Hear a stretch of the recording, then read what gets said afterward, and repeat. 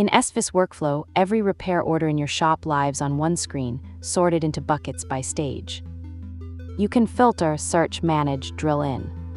But these tiny icons on each case card, they tell you what needs attention at a glance before you even open the case. This one means your customer just uploaded files, signed work authorization or damaged photos. Time to pre-order parts. A new message from the customer. Don't keep them waiting.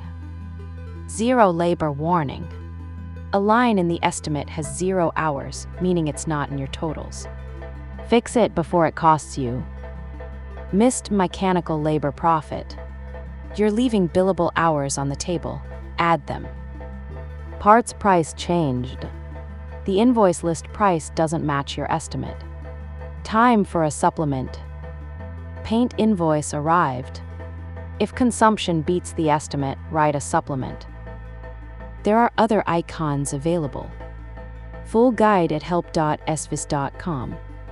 Link in the description.